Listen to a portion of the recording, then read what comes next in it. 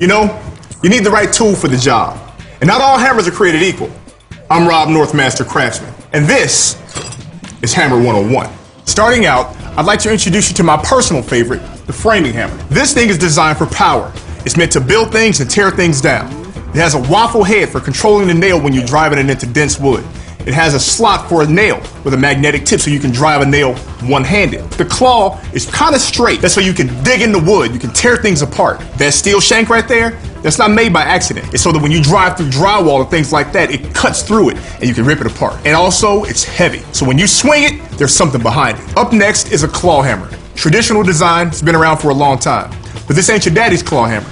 This one has a fiberglass shank, so that if you miss your swing and you hit the shank, you won't break it. Also, it's lighter, so it's a little bit easier to control. Smooth head, so if you hit the surface of your material, you don't damage it too much.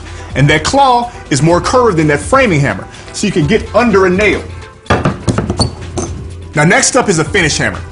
Now, you'll notice right out of the blocks that this thing is much different than the rest of those hammers. Number one, it's smaller. That's because the work you're going to be doing with this doesn't require a whole lot of weight in that head. You're going to be doing detailed work, like driving finished nails into cabinetry or into boxes or something like that. On top of that, it has a smooth head, so if you miss your mark, you won't do much damage to the wood. The claw, again, is like that claw hammer, so that you can get under a nail if you need to pull it up. Some folks might call this a carpenter's hammer, and it is. Just depends on where you are. Wooden handle's traditional, and you gotta have it if you're gonna be doing that detail work. Now this is a ball-peen hammer, and I know you've seen it before, but you probably didn't know what it was used for. It's meant for metal work. That's why their head is kind of shaped like an anvil. You have a flat side and a rounded side. That's so you can form metal into whatever shape you need. Use the right tool for the right job. Last up is the big one. This is a 3-pound sledge. It is designed to go through whatever you want it to.